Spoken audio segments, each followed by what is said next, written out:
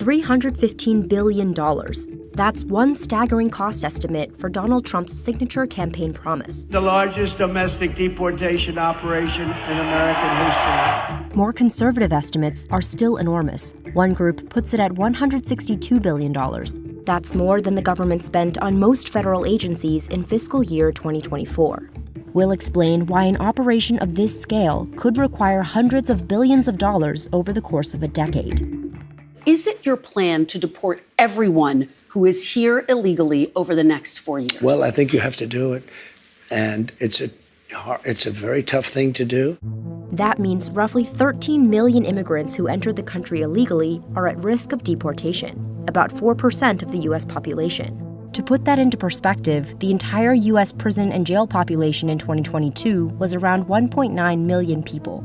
Scale is difficult for the government to carry out. Aaron Reichlin-Melnick is a senior fellow at the American Immigration Council, a liberal immigration group. Trump would have to do more than quadruple current ICE removals of people arrested in the interior just to hit the levels that we've seen previously under Obama. I think that you take a sequential approach to it. You start with what's achievable. Let's start with 1 million.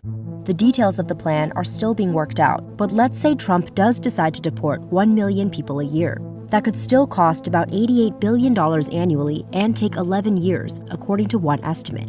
And that's assuming 20% of people would leave on their own. Yes, it's expensive, but the trade-offs, I think, are well worth it. Ron Vitello led the Immigration and Customs Enforcement Agency known as ICE for a year in Trump's first term. Right now, the government is underfunded for its ability to detain people. To be able to accomplish this and the border mission simultaneously will require a reallocation, if not an infusion for resources. Other immigration experts say the actual cost of Trump's mass deportation plan will be much lower than the American Immigration Council's estimate of $315 billion.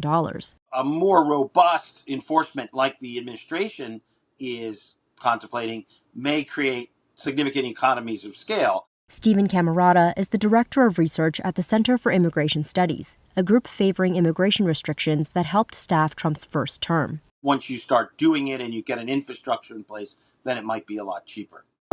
Deportation starts with arrest. There'll be targeted arrest. We'll know who we're going to arrest, where we're most likely to find them based on numerous investigative processes. We're starting with the criminals, and we got to do it. And then we're starting with others. Trump says dreamers, or people who entered the U.S. illegally as children, might be an exception. To make arrests, ICE officers would either identify someone who's already in a jail or prison, or go to a person's home. Police, come to the door. The majority of undocumented immigrants are not in law enforcement custody. Most of them have never committed any offenses. Arresting people out in the community, known as at-large arrests, isn't a common tactic for ICE. Vitello says it's more logistically complicated and more expensive, but it's at the center of the Trump administration's plan. I'm not concerned that they won't be able to find them. It's just a matter of time, given the circumstances, given the availability of information, and given the resources in play. At-large arrests often require multiple federal agents and take several days because ICE officers don't generally have warrants. Immigration violations are not criminal, which means that a judicial warrant to arrest them would not have probable cause. They might have to wait hours for the person to leave their house. They might have to stake out a work site. To carry out arrests at this scale, the American Immigration Council estimates ICE would need to hire over 30,000 new law enforcement agents and staff, making it the largest law enforcement agency in the federal government. Vitello says this number is overstated, and that state and local law enforcement could be directed via task forces to help with at-large arrests, something they already do. Having that referral system, having state and locals help ICE officers do their job. Better to have it than not, but not definitive in whether they do the work or not. Then there's detention, the most expensive part of the whole process. It costs around $200 a day to hold someone in ICE custody. Congress has provided enough funding for at least 41,500 detention beds in fiscal year 2025. But that's not nearly enough to detain 1 million people a year. According to the American Immigration Council, ICE would need to construct 216 soft-sided facilities every year for 11 years.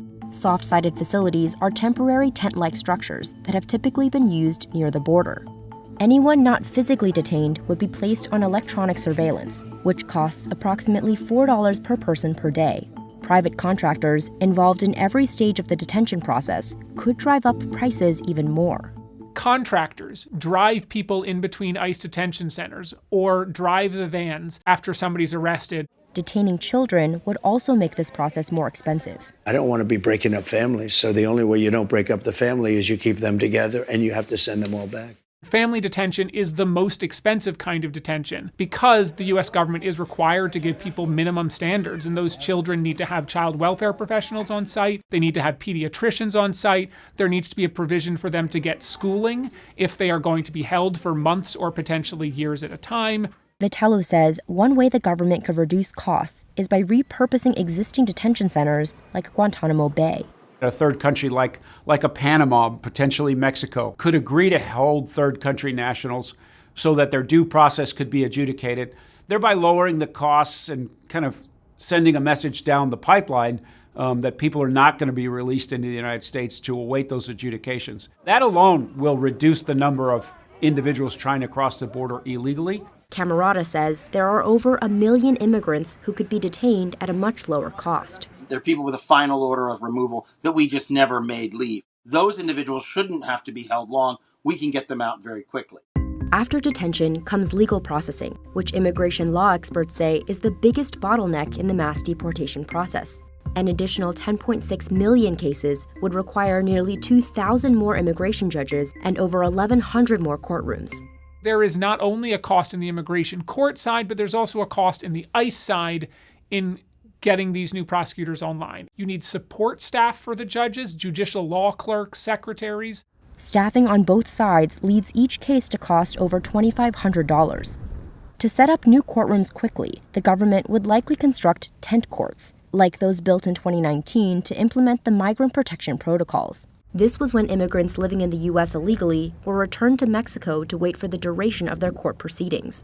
They went to tent courts near the border to virtually appear in front of judges. You could do those hearings much faster, logistically get more judges and more hearings heard in a day. As with finding new efficiencies in the detention space, that is another thing that has its limits. Tent-style courtrooms in Laredo, Texas, cost about $16 million to build and $143 million annually to operate. Once a person receives a final removal order, they have to either report for deportation at a later date or wait in detention until then. At that point, the U.S. government has to actually arrange the removal. That would involve putting them on a bus and sending them to Mexico, but if they're from any other country other than Canada, that means putting them on a plane and flying them to their ultimate destination. An operation of this scale could require over 6,000 removal flights per year. For comparison, ICE had around 1,200 removal flights in fiscal year 2023. The average ICE removal flight costs about $17,000 per hour. This number could go up if private contractors who provide ICE with planes and pilots raise their prices. But there are other assets, right? ICE has a number of its own aircraft that are already in service today. The Justice Department, the Marshal Service, has their own transportation aircraft. The scale-up need could come from the military. Trump told NBC News in November that there is no price tag for his plan. Camerata says the cost will likely be spread out over several years because it would be impractical to deport even 1 million people a year, let alone all 13 million in a single one-time operation. In this case, it's probably hyperbole. What I think he's trying to do is tell everyone, when I take over, the immigration law is going to be back in business.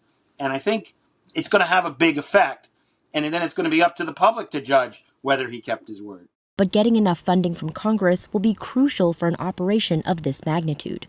Senate Republicans have said that passing a border funding bill will be the top priority next year. Border security, more bed spaces so you don't have to release people that shouldn't be released, and more ICE agents to deport people who represent a threat to our country and shouldn't be here to begin with. Republicans control both chambers of Congress next term, but it's a narrow majority, making spending on this scale no guarantee. To my Democratic friends, I think if you resist rational deportation policy, you do so at your own peril.